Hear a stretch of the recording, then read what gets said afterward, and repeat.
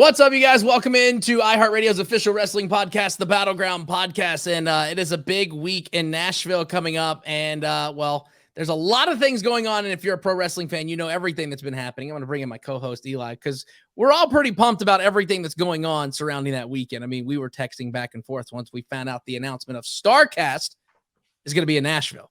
Yeah, kind of a no-brainer. I mean, I was at the original Starrcast. I went to All In Chicago, and that's where I met Arn Anderson, and I've told that story a million times. He signed my belt, and it's an incredible event. I mean, if you just do that the weekend, you'll leave fulfilled. I mean, it is incredible. It's kind of like a Comic-Con for wrestling fans, and with all the panels. They just announced the last week the Bunkhouse Brawl, and I mean, yeah, just a lot of stuff going on. Definitely, for sure. And of course, you can still grab tickets. It's Starrcast with not one, but two R's, starrcast.com. You can get all the details there. And joining us on the show, the Podfather, the guy behind Starrcast, Mr. Conrad Thompson joins us. I was going to say, hey, it's Conrad Thompson, but that's your slogan. I'll allow it. Thanks for having me, guys. I appreciate the opportunity to come on. Thanks for coming on. You're kind of like the mayor. You're kind of like the mayor in pro wrestling. Like everybody, like if we mention Conrad, they're like, oh, I know Conrad. You know what I mean? Like you're kind of like, shaking hands and kissing babies. Well, I appreciate you saying that. I don't know what I'm doing, but I'm trying real hard. So. Man, whatever you're doing, it's working, because us wrestling fans are every day waiting for a new episode of something coming out from one of your many podcasts that you do. And of course, your podcast empire. Yes, your podcast empire. That's why he's called the Podfather, you know? Yeah, too kind. So let's talk about Starrcast. Let's kind of go back and go back to the I guess the beginning of Starrcast. This is your baby, correct? Sure, we'll go with that. So for some people that don't know what Starrcast is, kind of give them like a quick synopsis of how this started and what was it about. The first one, of course, that Eli was at.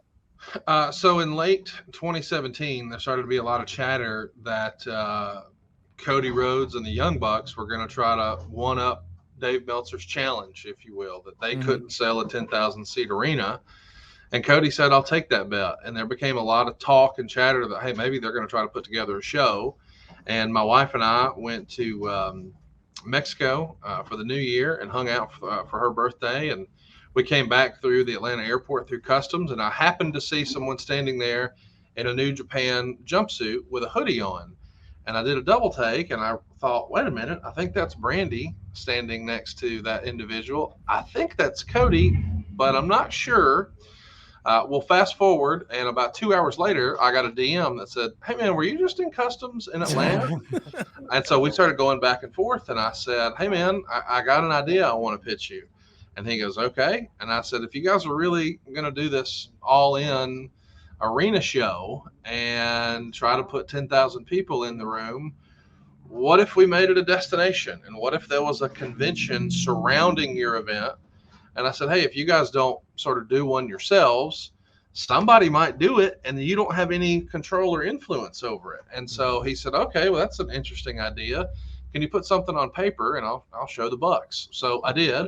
He hit me back the next day and said, hey, man, they really like it. But one caveat, no wrestling. We want this to be the only wrestling show. And I said, well, that's fair enough.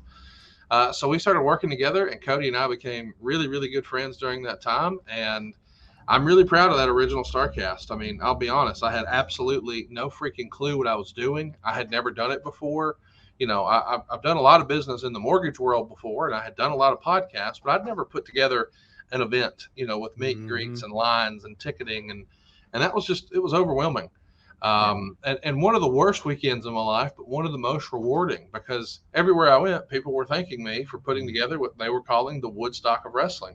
So I realized, man, this was kind of fun, but it was out of my system. And then fast forward a few months, and what do you know, AEW became a thing. And Tony Khan was a friend of mine, and he asked me to come do the press conference in Jacksonville, and we sort of kicked off AEW, and they said, hey, we really want to run our first show, and it sure would be cool if you did one of those conventions for us.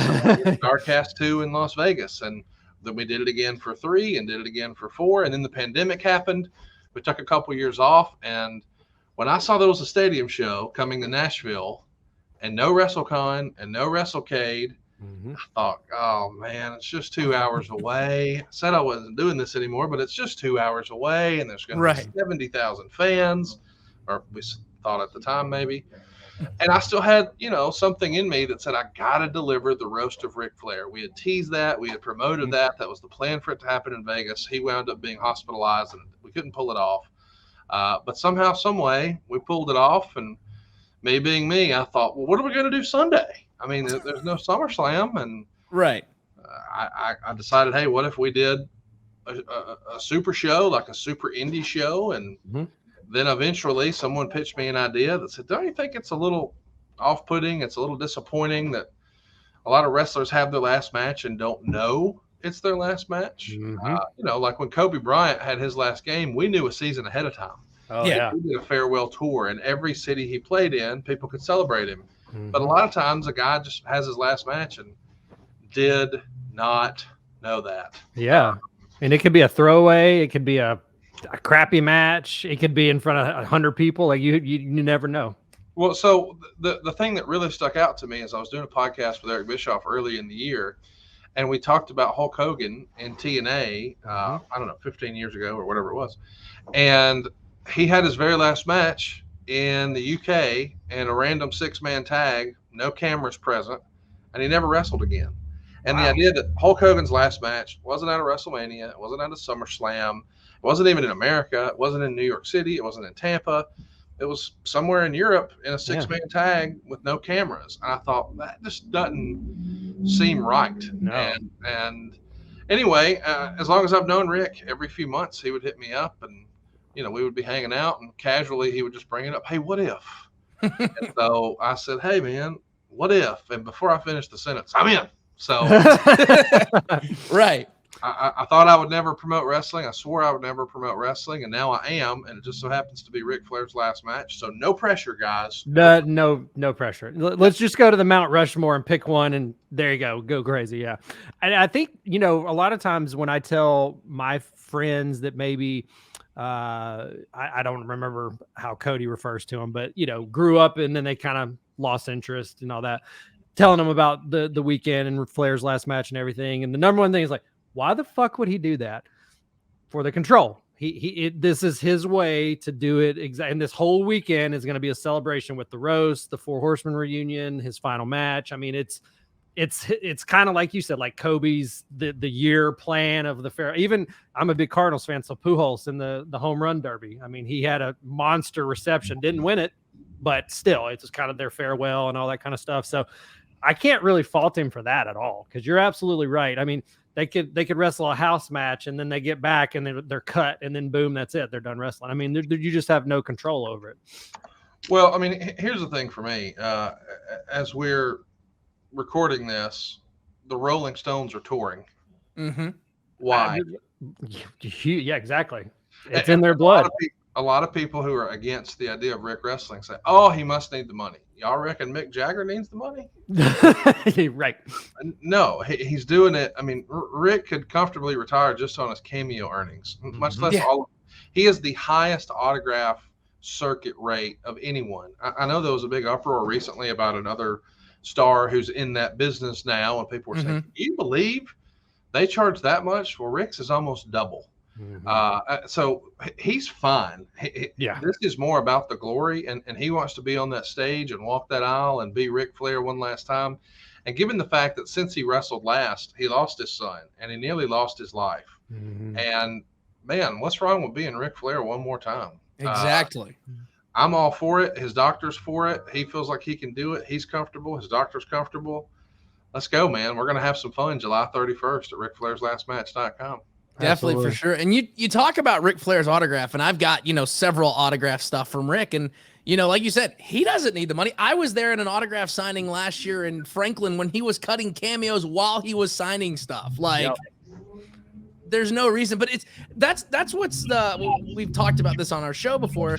That's what's hard with the IWC, the internet wrestling community, the cesspool of people, because, everybody saw that, hey, this is Rick's last match. Then you've got those negative Nancy's over here, like, why is he doing this? Like you said, or, well, what's going to happen? Or I think I was reading something on one of the Reddit message boards. It was like, I can't wait to watch this shit show. Yeah. It's so, I mean, not even giving it a chance. And I mean, it's just, well, and I've watched the videos of him, before the whole thing went down with Jay Lethal, I watched the videos. He was in there taking bumps like it was nothing. Yeah. I would not have guessed his age with some of those bumps. Like, wait, is he in his 70s? What's going on here? So, but I think it's just with the backing of the doctors. I think a lot of people are feeling more comfortable about it. I think the main concern was his health, obviously. And since he seems to have a clean bill of health for the match, I mean, why not? Let's roll.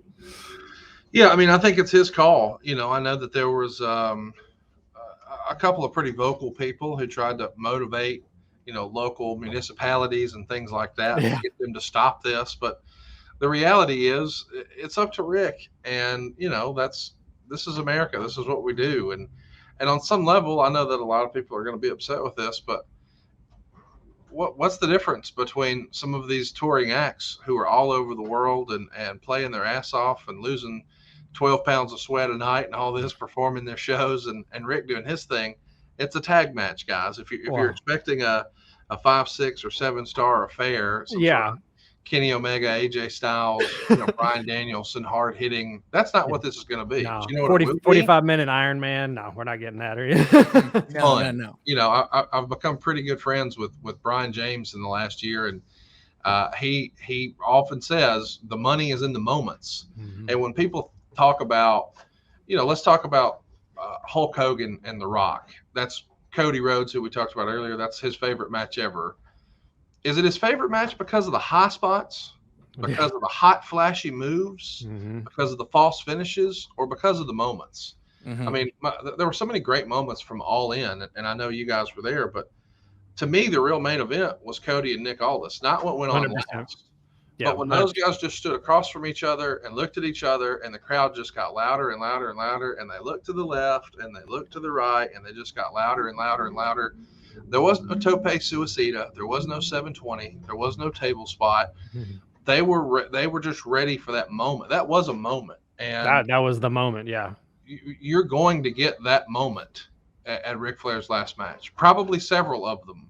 Yeah. Now, are you going to see, some sort of Jack Evans style plancha? Lord, I hope not. Things have gone awry if that's the case. But you're going to feel some emotion, and I think we've captured some of that with the docu-series that I hope you guys have seen. The last match, episode 1 and 2 are out now, and episode 3 comes out this Monday at 6:05. And people are telling me that it makes them feel, and that's something they haven't had in wrestling in a long time, and that makes me, feel proud of what we're doing. Absolutely. Definitely. I was going to ask you about the original, the All In. So I was in a suite, so I was kind of away. But humble brag. Okay. Yeah. Very humble brag. Everyone's like, "Well," but that's one thing about like that event, and then generally the AEW stuff. The tickets are affordable. I mean, I've had ringside or like floor seats to AEW that's a fraction of some of the other guys. But anyways, it was really just about how affordable it was. But anyways, just being that far away. And just so Cody and Nick Aldis from 2018, that was my match of the year for that year. And we've had Cody on. I told him that. I've told Nick that. Told Billy Corgan that. I mean, it was just, I think it was because of almost kind of approaching it like a fight, boxing match. A big fight feel. It was a big fight feel, absolutely. And I think that kind of maybe speaking on Cody's behalf, but kind of how The Rock and Hogan, who would have thought we'd ever see that in our lifetimes? And the same thing, who would have thought we'd see Cody fighting for the same belt his dad had? There's so much story there. And, was it a 5-star match?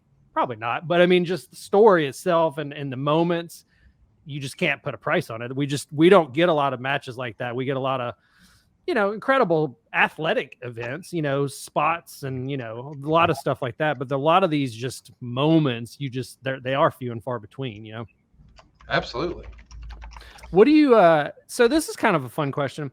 What is your, when a casual fan runs into you, I mean, what is your reception with the casual fans? Because at the heart, you are a fan, but then you definitely have a stature that most fans don't have, are most people respective to you? Do they hold resentment because you have all those belts that me and Battle want from, what's your interaction with the common person? I mean, are they usually respectful or what?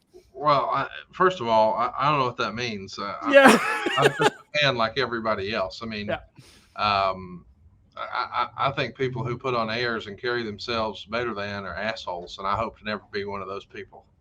So, but no, I've never had a bad personal experience. I'm sure if you did a vanity search of my name on Twitter, you can find a whole host of people who aren't fans, or polite or nice or whatever. But I don't care. That's kind of that comes with the territory. If you're going to be a public person, then you're going to share your opinions. People are going to share their opinions about you. But I'm not doing what I'm doing for those people anyway. Well, and it's par for the course. They'll unleash the venom online, but in person, it's all They'll come up and ask you for a selfie. Yeah. Well, yeah, and by the way, they should. I mean, I'm like, why not? Like, the belt comment makes me laugh because I am a belt nerd, and in that community, there's a thing called kayfabe belts where you get these belts and then you don't tell anybody you have them and you don't share them with anyone and they're just for you. And I've always thought that was kind of dumb. Yeah. Like, I think we're all supposed to be in this together. Growing up, I had one wrestling friend, and I still have that friend today. And we have almost nothing else in common, but we love wrestling. And we have very different opinions about what good wrestling are, but we're still friends in our 40s now. And the thing that is the connective tissue between me and Clint from Hershey is wrestling and nothing else. Yeah. But that's enough. And if that's enough, then everybody who's watching the same stuff I watch, man, we can get together. So it does annoy me when I see fans who try to combine wrestling and politics. Or wrestling and religion, or wrestling and any sort of polarizing issues. And I understand that there's a lot of folks who have a big following who say, hey, I want to use my platform to share my truth and all that. And hey, man, have at it. You do you. I just want to talk about fun stuff and celebrate fun stuff. And hey, y'all want to come meet some wrestlers and play with some old ring used belts and see some panel discussions and see Ric Flair wrestle one last time. That's what I'm into, as opposed to, I hate this guy and here's why. Yeah. Right. Goldberg, and then fuck him, Yeah. Of course. And speaking of, I guess, guys that you want to say fuck him too, after listening to My World this week with Jeff Jarrett, boy, there was fuck him. There was I was sitting there listening to it and I was like, how is this going to play out? Because we had just finished watching the second episode of the docuseries leading up to the last match. Jarrett pulled that crap in the parking lot. I was like, this is going to be interesting to see how this is going to play out on the podcast. And boy, you came in and gave 0 fucks when you started that episode. Well, it's a little annoying. When you first start dating someone, you send your representative. That's the way I've always explained it to someone. So like I have a friend who's probably watching this who recently got divorced. Congratulations.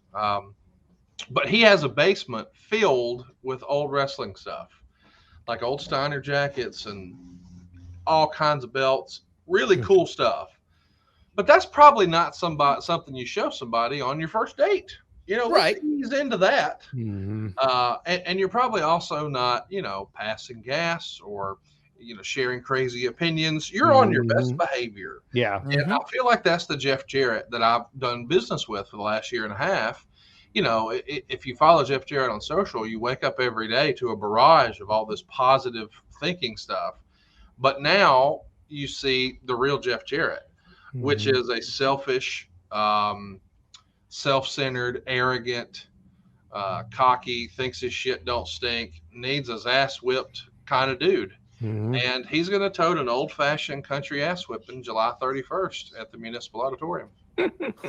Boy, I'd hate to be Jeff Jarrett or Jay Lethal right about now. So And the thing is, it's all fun and games when it's 2-on-1 with a 73-year-old with a sucker punch in a parking lot. It's another thing when Andrade's in there. And Jeff had some unfair and impolite comments that I'm sure when Manny figures out what was said, he's going to be none too happy about. So he's an eye for an eye kind of dude. So without a doubt, and one of the best in the world currently. So that doesn't hurt. So this is we were kind of interested about this, and if you can't reveal too much, because I was gonna say I won't take any offense to it. So can you kind of clarify, I guess? So we were really confused when a lot of these events came up under the Crockett Promotions. I mean, I was under the assumption Vince owned all that stuff. He does not. Now, is that just the name, and then Vince owns the video, or does Crockett own the video? Like, can you kind of shed some light on that? So, Jim Crockett Promotions sold to Ted Turner, and they created World Championship Wrestling. Mm-hmm. And so all of the intellectual property, specifically the video, the rings, the contracts, all of that was then sold to Vince McMahon for nickels. Mm-hmm. And he's owned it ever since. But a trademark is a funny thing. If you don't use it, you lose it. Uh-huh. And they didn't use it. So we have a resident gimmick attorney, Mr. Mike Dawkins. Oh, yeah. And he's helped me secure quite a few trademarks. And I've introduced him to, 150 wrestlers. I was going to say every wrestler. His name pops up with everything, yeah. And I said, hey, man, hypothetically, what if? And he checked, and it was available. And around that same, last year in 2021, Tony Schiavone and I went episodically week by week through 1986 of Jim Crockett Promotions. And I have to admit, I never saw all that stuff. Mm-hmm. I didn't start watching wrestling until 88. I had seen clips, but I certainly didn't have the proper context that I got last year. And through the course of that, we would have David Crockett on as a guest. Mm-hmm. And David Crockett was having so much fun in wrestling. We became fast friends, and it became very apparent that he really, really missed it. And I think once upon a time he thought, man, it might be fun to do some stuff with AEW or the NWA, but I knew that he really, really wanted to do it one last time. And I loved his excitement and enthusiasm for calling the show. And I know that Tony Schiavone just had a blast working with him. Mm-hmm. So I pitched him, and I pitched Tony Schiavone on, hey, let's get the band back together and do one more. And I don't know who was more excited about that idea, David Crockett or Ric Flair, because David jumped at the chance. So technically, since I'm the one who had the account, I guess, if you will, with the attorney Mike Dawkins, I am half owner of Jim Crockett Promotions.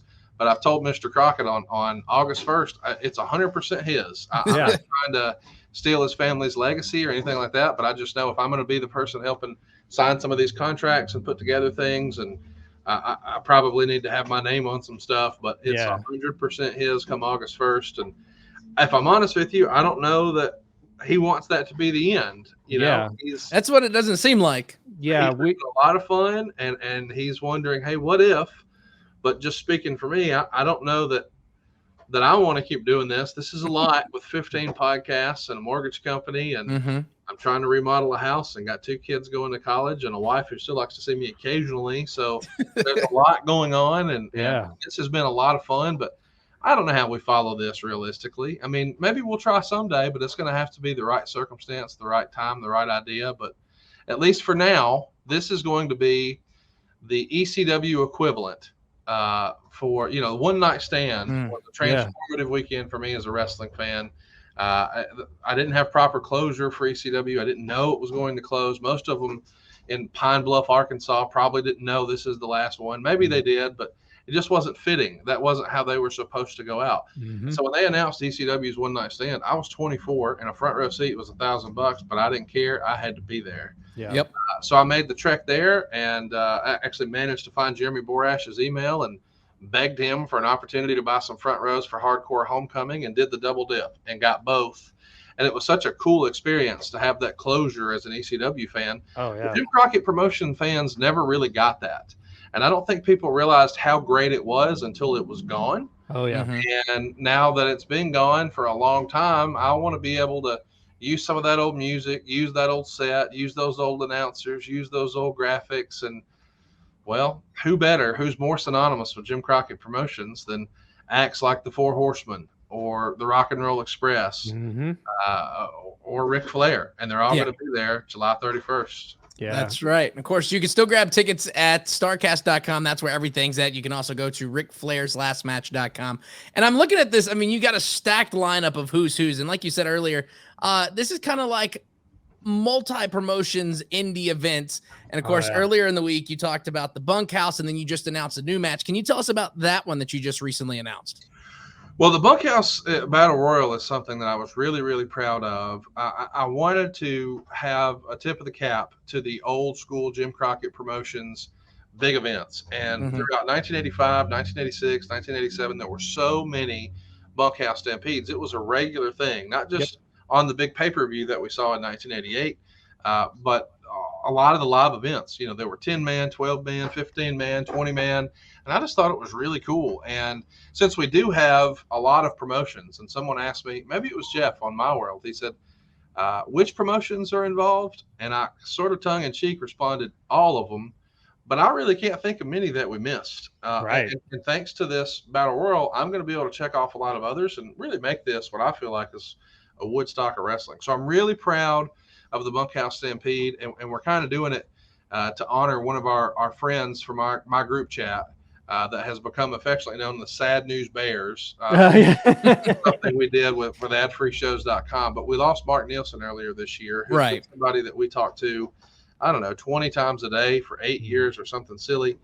And we got an Austin Hall boot. So the same type of boot that Dusty Rhodes wore, and it's been completely bronzed. Oh, wow. And it's going to have his MN initials on it. And the rest of the world won't know, but we'll know. And that's going to be our little thing. If we ever do another one of these events, you can damn well bet there will be a Bunkhouse Battle Royal, and that bronze boot will live on. But the match that we're really excited that we just announced during AEW Dynamite is Jonathan Gresham, who has been the Ring of Honor World Champion. He's going to be in a four-way match with Takeshita, who has gotten everyone's attention in AEW. He is blowing up. One of the biggest buzzword wrestlers in the game right now. Freshly released from AEW is Alan Angels. He'll be in that four-way match as well. He's anxious to show everybody what he can do outside of the AEW tent and out here on his own. And then the rounding out the four-way is maybe the next big thing, Mr. Nick Wayne. Wow. So it's going to be guns blazing, a super independent match, the best of everything. Maybe the next big thing with Nick Wayne, maybe the best technical wrestler and Mr. Gresham. Mr. Alan Angels comes in, fresh off of a little bit of controversy a few years ago with that Kenny Omega match that Dave Meltzer loves so much. He wants to show people he's not a one-trick pony, and that he's got more in the tank than what he had an opportunity to show in AEW. And then, of course, my goodness, Takeshita, I think by now everybody realizes he's no joke. He's going to be a big star. No joke. And years from now, I'll be proud to say that we had him on Ric Flair's last match. Absolutely. And, it's kind of funny because you kind of bouncing off that last statement. Tony Khan's been finding these young stars. And I mean, whether it's Nick Wayne, what is he, 17 still? 16, 17? Yeah, 17. He's ridiculous. I mean, I wasn't good at anything at his age, much less something like professional wrestling, But I'm sorry, going all over the place. As far as like, maybe not necessarily like wrestling, like actual wrestling, but the panels, if you could direct traffic to any, like if you could tell people like, look, if I was you, I would check out this weekend. Like, is there one kind of panel or live show you really are excited about and you really would encourage people to check out? Well, if I'm honest with you, I think a lot of that comes down to just, realistically, what are you into? If you're a younger fan, you probably want to hear from Bryan Danielson and Claudio Castagnoli. If you're a collector, you probably want to check out the Major Figure Wrestling podcast. Mm-hmm. But for me, being the old school fan, what I really want to sit down and watch is the last ride of the Horsemen. Oh. These guys have never been together on the same stage like this ever before. And realistically, it won't happen again. Mm-hmm. Yeah. It's Ric Flair. It's Arn Anderson. It's Lex Luger. It's Barry Windham. It's J.J. Dillon. It's Tully Blanchard. If Ole Anderson was able to make public appearances, he would have been there too. But those are all the JCP Horsemen, and they're going to be there. We're calling it one last ride for the Horsemen. But if you're an old school WWF fan, I don't know that it gets much bigger because I've been fortunate enough to have a bunch of live shows over in the UK. And, man, every time we're over there, all they do is talk about SummerSlam 1992. And what a fantastic event that was with Bret Hart and Davey Boy Smith. And we're going to get to relive that with Bret. So that's going to be really, really special. And I'm proud, to do a little shameless plug here. Click This with Kevin Nash is going to be fantastic. They just debuted their new podcast. It debuted very, very strong. It started out at number 1. It's going to be represented there, as is Mick Foley's podcast. Foley is Pod. That'll be the only event where I'm on stage and talking and running my mouth, but I can't think of anybody I'd rather be on the stage with than Mick Foley. I think this will be the first time Paige has a live microphone, and we'll hear from her. Yeah, that was a big get too, by the way. Thank you. And Johnny Gargano, man, nobody knows what's next for him. He seems to be maybe the biggest free agent out there right now, where people want to know, is he going here? Is he going there?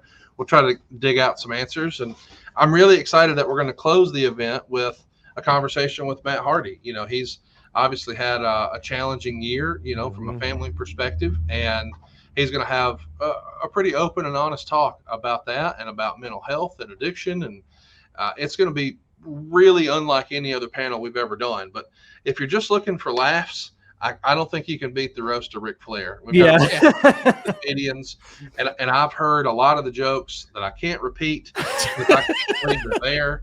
And a few of them I said, guys, are you sure we can do that? And they keep reminding me, it's a roast. This is what you're supposed to do. But there will be some laughs. But what I'm most excited to hear is just all the air suck out of the room, because that happened at the roast of Bruce Pritchard. We've only done one other roast, and it was at the very first Starrcast. And I'll never forget, either Mike Lawrence or Dan St. Germain were at the podium, and they had one of the best lines I've ever heard. I can't believe people are excited to see Jeff Jarrett, but Jeff Jarrett is here. As for me, I think the best angle Jeff's ever been in is Karen. That's a Hall of Fame line right there. That's a Hall of Fame line right there. Unbelievable. And they tell me that, we ain't seen nothing yet. And so I don't know what that means, but people are worried about Flair's health on Sunday. Worry about his health on Friday. The road is going to. Whew, especially because I saw that Wendy's going to get up there. Yeah. Every which way the wind blows. Who knows? Maybe we can get number 4, number 3, number 2. I know number 1 will be there because number 1's coming in on my dime. But there you go. Yeah. We'll see about 2 and 3 and 4. See if we close the gap. Well, and as a final endorsement, I'll tell you real quick, for those that maybe still haven't, got tickets for the whole weekend or whatever. So when I went to the first Starrcast, I met Arn Anderson, Tully, and JJ, and Arn signed my TV title. And then I met Lex, and I want to say I saw his, I think he had the NWA US belt with him. I think it was, I can't remember which one he had. I held it. I don't even remember. And then I got to, I didn't put the robe on, but I bought the thing where I got to see Ric Flair's robe and the big gold from the Chi-Town Rumble. And I mean, I was just floored. I mean, I was blown away, and I mean, it's stuff like that. You have all your favorite wrestlers, they're signing things, pictures, the whole 9 panels. I mean, it really, if you want to think of it kind of like a Comic-Con of wrestling, it really is. I mean, people dress up. I mean, it's an incredible time. I really can't recommend it enough. And with it being in our backyard, there's really not a reason not to pack that place out. Well, I appreciate you guys, saying that. We're having a lot of fun with it, and I hope fans will at least take a look and check it out. It's at RicFlairsLastMatch.com, and if for some reason you can't make it, everything's available on pay-per-view. You can see all these panels that we've plugged on Fight and the actual wrestling match on Sunday night, Ric Flair's Last Match. You can order it on your cable system, you can order it on your satellite dish, or you can get it on Fight. And if you get it on Fight, you'll have it on demand to watch anytime you want, forever, over and over and over again. And you can do it on any device. So you can do it on your smart TV or your computer or your phone or your tablet or whatever. So RicFlairsLastMatch.com has all the details. And hey, since you guys are collectors, somebody's walking away with Ric Flair's retirement robe. That is crazy. When I saw the package with the robe and everything, I was like, holy crap, that's incredible. When I first saw that, I was like, I'm pretty sure this will go back in that corner of Conrad's office at his house with all the belts. And then I was at the press conference that day and I was like, oh, wait, I can win this. I can buy a raffle ticket for this. And it all goes to a good cause, too. The First Step Foundation, for folks who've been struggling with addiction and are looking for that, new lease on life, sometimes they need a little help getting started. And the proceeds from Ric's retirement robe will help those folks. And we're doing that, of course, in honor of Reed and his trunks that he's going to wear that night. So, his top that he'll wear and his trunks that he'll wear, those are going to be raffled off for the Dusty Rhodes Foundation, which is a brand new foundation that Dusty's widow just started with Cody, right? daughter. Cody Yes. Yep. And Teal, they're all involved.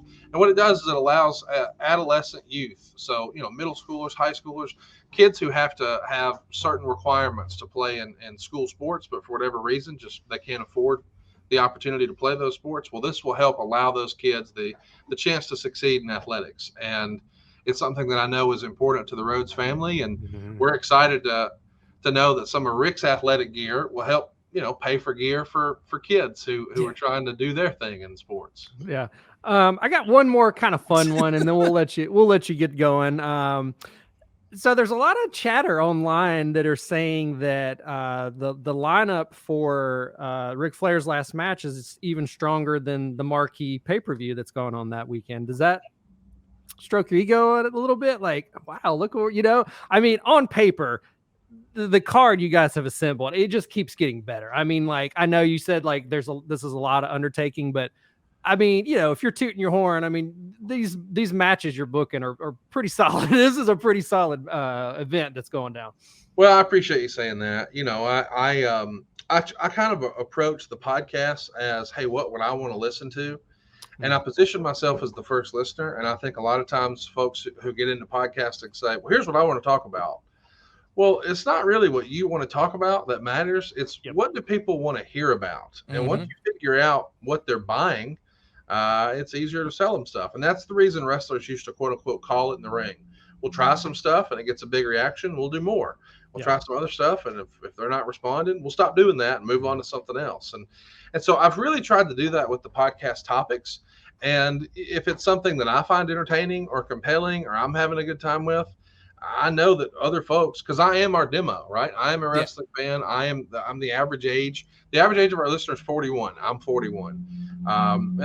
Most of our listeners, like 96%, are dudes. I'm a dude. So I have an understanding of what did we grow up liking, as an audience. Now, does that mean there's younger people who listen? Sure. Are there older people who listen? Sure. But I think this event, what I tried to do is, hey, what do I want to see? And if it's something that I could get excited about, then I think I can sell it. But it's really hard for me to sell things I don't believe in. If it's something like you can hear in some of my commercials where I'm really selling my ass off, and it's because, buddy, I love that one. Yeah. And you just know the difference. And this event is what I would want to see. Those are the matches that I would want to see. And I think that other fans have gravitated to that and said, hey, me too. That looks pretty good. And I think sometimes folks who make those decisions in wrestling, maybe they're too far removed from being a fan. And so I agree. The way we do things. But, this show was built by a fan for the fans. And it's a lot like All In that regard, where it was a show by the boys for the boys.